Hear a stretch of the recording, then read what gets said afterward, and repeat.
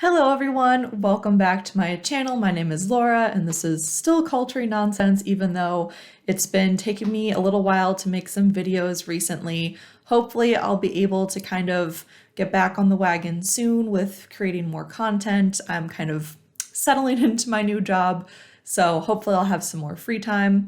But today I wanted to talk about the new show on Hulu, which is based, of course, on our lovely Elizabeth Holmes, who, if you've been watching my channel, I've covered her a lot in the trial. I will be making videos about Sunny's trial too, whenever that happens, but it doesn't look like there's as much media attention on it, so it'll probably be a little bit more difficult. Anyway, this show is actually specifically based on the reporting from Rebecca Jarvis. It's called The Dropout, and that was the title of her podcast. The first season came out, way back in 2018, I think, around the time of Bad Blood. There were a lot of interviews with different people that knew Elizabeth, and a lot of them that actually appear in this show, I'm sure. And then there was a second season during the trial. So I think a lot of this is really pulled from the reporting from ABC and Rebecca Jarvis. I have only watched the first episode so far. I think I might just kind of make a short, fingers crossed, short video about my thoughts on the episodes as they go along to kind of cover everything. I just thought it was super interesting to see this story being told in a, dramatic made-for-TV version. So I just kind of want to go over my impressions, what I remember from the reporting, what I like about the show, what they might have changed, all of that stuff. Pretty much just my interpretation from what I remember of the real facts and what the TV show is presenting. So first of all, the episode starts with the SEC depositions that Elizabeth did, and these depositions are intercut throughout the first episode, so they're kind of a framing device that helps as we go along, and Amanda Seyfried is, of course, Elizabeth Holmes. I think she's doing a pretty good job in the role. She's really trying to give that deep voice, Elizabeth Holmes voice, and it's kind of hard to do, so I think she's doing a good job. She's also portraying a lot of awkwardness in Elizabeth Holmes, which I think is kind of true to herself, even though she eventually did project a lot of confidence in boardrooms and talking to investors. I think early on there's definitely some of that awkwardness and weirdness there, especially because the show kind of goes all the way back to when she was a teenager in high school. And I will say this is one thing that's a little weird, that they still have Amanda Seyfried playing her, because Amanda, I believe she was 35 when this was being shot, and she's portraying like a 17 or 18-year-old Elizabeth. So it's a little bit weird, because in my mind I keep having to remind myself, she's a child during this time, she's a teenager, so maybe it would have been better if they had someone who was younger and maybe actually 18 years old playing this younger Elizabeth, but Amanda Seyfried is a good actress, so I think she's doing a pretty good job. So throughout these early parts of the episode, we have the Enron scandal with Elizabeth's father, and I think overall it's really portraying her and her family in a very sympathetic light. There were some people who thought maybe he knew something about Enron, or he was kind of involved in a scammy way that Elizabeth was later on. And I think the show in this first episode definitely is really giving a sympathetic portrayal of Elizabeth.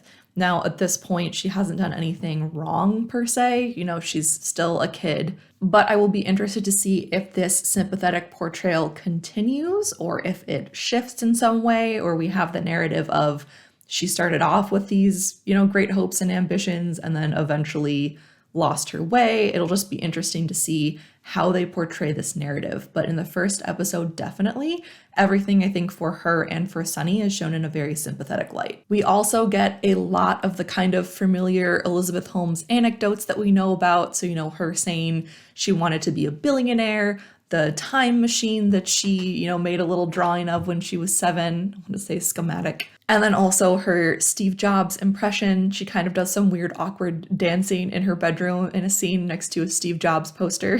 William H. Macy is also playing the role of Richard Fuse, which is kind of weird for me because he is one of my old clients at my previous job. So I've actually corresponded not too much with him because he's pretty much retired now, but his son and my old boss, who was a wonderful, sweet man, really liked him. So it's a little bit weird seeing him portrayed in the way that he is because there's a little bit more negative portrayal with him, I think, kind of being grumpy and upset that Elizabeth didn't talk to him and that they kind of insinuated that he's just a patent troll. So I don't know him personally. Well, I mean, I've email corresponded with him. Haven't talked to him about anything outside of the patent work in the past 4 or 5 years. I will be interested to see if they bring his son Joe in there in the future too, because like I said, he's the one who I've corresponded with more. So it's just weird seeing a fictionalized version of someone that I, quote unquote, know through work. And I think if they keep up this very sympathetic portrayal of Elizabeth, they're going to paint him as a little bit more of a bad guy. So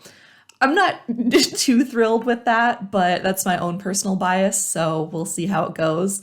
And I do really like the actor William H. Macy, so it's just really weird seeing him and then this person that I used to work with. So anyway, the weirdest thing would be if they brought up correspondence with my old boss because he was the patent attorney for Richard Fuse, but I don't think they would do that. It's a little too granular probably. One part of the first episode that I found interesting were all of the scenes that took place in Beijing when Elizabeth was studying abroad. It's here, of course, that she meets Sunny, but I don't think we really knew too much information about this time, so the scenes that they show really build up the narrative of how she and Sunny became friends, and it's very clear that there are some deep feelings between them and that things are tilting towards more than just platonic between them. Even when they get back to California, they're talking to each other on the phone all the time. And at the very end of this episode, you have kind of the culmination of their relationship. There was this one weird scene where Sunny tried to get Elizabeth to eat a scorpion, which is odd because I thought that later on they had kind of a vegan lifestyle, or at least vegetarian. So it's a little bit weird that he'd be having her like eat an animal and then she didn't want to do it and he was like, do it, eat the scorpion. So I think narratively it was supposed to show a little bit of foreshadowing of control that he might have. There was another scene as well where he was getting upset about the talk of his father passing away and he got very angry and yelled. So I think the show is doing a little bit of work to show some foreshadowing of maybe some negative aspects of Sunny's character. That also might give us a clue as to how they might portray Elizabeth sympathetically if they go of the route, Sunny was kind of controlling and manipulative. I will be really interested to see how they characterize that time in her life. I also have no knowledge of Mandarin, but to me, Amanda Seyfried's Mandarin sounded pretty good. So if anyone knows if she was good or bad, I would be interested because I don't know if she learned to say things, lines just for the show, but I thought she did pretty well. I think another scene that does a good job of foreshadowing Elizabeth's work effort, but also her kind of self-importance or hubris is the scene when she gets into the graduate research group. So she, as a freshman, was able to get into this graduate research group by, looking over some of their papers and determining a fix to a specific problem. And now because of this, I believe this one professor was really enamored with her through the rest of her time at Stanford. This scene does two things in showing us that she really was intelligent and had a strong work effort and almost a single-minded focus on some things. If she wanted something, she would go for it. But also the fact that she really wanted to cut a lot of corners. When we see these early scenes with her at Stanford, there's a lot of her wanting to jump the line in essence and just thinking, I'm good enough, I should be in this group, instead of really taking the time and doing the work to grow and develop. She thinks she's a little bit ahead of where she is. I mean, maybe with this one example, she was involved in the group, she did participate, I'm sure, and help out and was valuable. But there is also something to be said of kind of really taking the time to develop those skills, sharpen them, hone them. She had a lot of great promise, but I think just the vision of herself and where she thought she should be took up too much prominence in her mind versus, where she actually was and the level of what she could do. Those two things just weren't matching up. So now going along with this theme of thinking she's farther ahead than where she actually is, she has her meeting with Phyllis Gardner, who's played in the show by Laurie Metcalf, another actress which I really like. And she does something kind of interesting with this character. I know that she was also interviewed for The Dropout, so I will link those episodes down below if you actually want to hear an interview with this professor and her estimation of Elizabeth Holmes and her recounting this scene where Elizabeth comes in with her idea for this patch.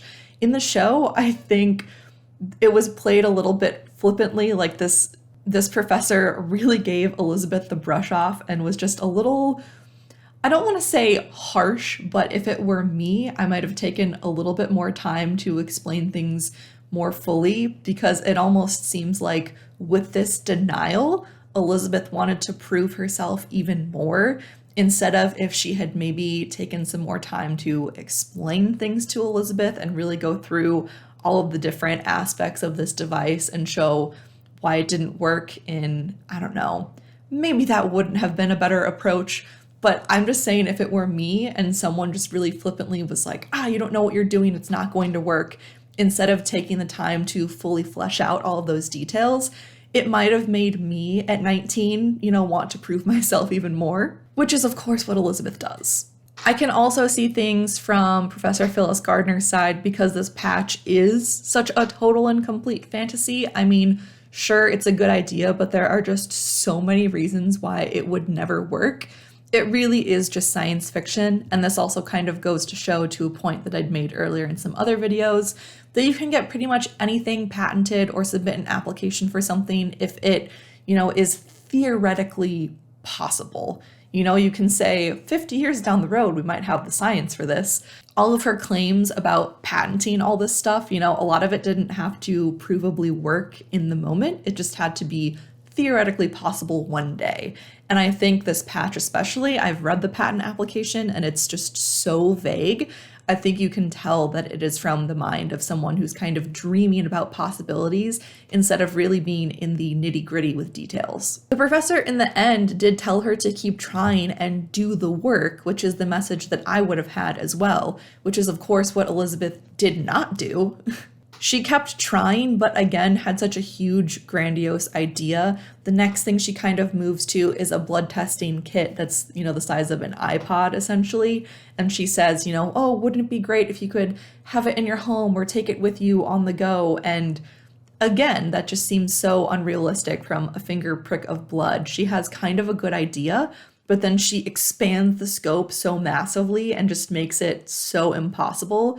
She might have actually been able to come up with something that was less revolutionary, but maybe, a way to modernize testing in another way if she really scaled back her ideas. But she just wanted something big and flashy and something that was going to get her $1 billion.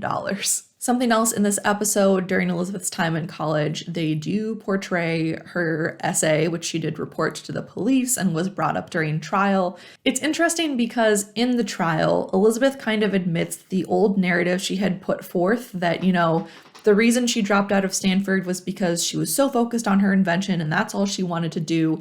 In trial, she switched that narrative and essentially said that was maybe part of it, but the real reason was because I had this traumatic essay. I think the route the show takes portraying this is that, yes, this was traumatic and horrible for her, but then after that, she kind of switched all of her focus towards the inventing. I guess what I'm trying to say is that we will never know her real motivations for dropping out of school, whether it was more heavily because of this traumatic experience or if it was more heavily weighted towards wanting to make her invention. But the show seems to say, yes, this traumatic thing happened to her, and maybe that was the thing that switched her focus away from school, but the reason she dropped out was because of wanting to work towards this invention. I will also say, her mom gave her what is, in my mind, some pretty bad advice, but maybe fits in the, early 2000s way that we were thinking about these things. She says, you just put it away and forget it, and then one day you'll be fine again. And I don't think that's a way to deal with trauma. That just seems a way to just bury it way down deep, and I don't think that's good advice. So like I said, she moves away from this patch, goes to this box design, asks her parents to give her money, basically her tuition money, to funnel it into this startup. The show did not do a great job of lining out how she got the money to rent this space in Palo Alto. I think, she's working with some other people. It was kind of, like I said, not fully explained. I want to know if this gunshot thing happened, because there's this one scene where she's in a car and there's a stray bullet and apparently it shatters her car window. She freaks out. She goes back into the office and then calls Sonny, and that's how he gets back into her life. And now I'm not sure if this actually happened or if it was just an easy narrative way to bring him back into the story. But that is where the episode ends, with Sonny and Elizabeth and him saying, you know, I want to protect you, and them ending up making out. And that's how the first episode ends. I am for sure going to keep watching this and bringing you guys more episode updates. Let me know if you agree with these thoughts, disagree with these thoughts, what you thought about the portrayal of Elizabeth, guesses as to how sympathetic they're going to keep the characterization or if it's going to shift. I will say one thing about intercutting the SEC depositions is that it did give a little bit of that mismanagement or guilty vibe, because I believe in that interview she said, I don't know, more than 600 times. So if they're going to keep doing that, the focus may shift to be less sympathetic over time. And with all that being said, I hope you guys have a great weekend, and I'll see you in my next video. Bye!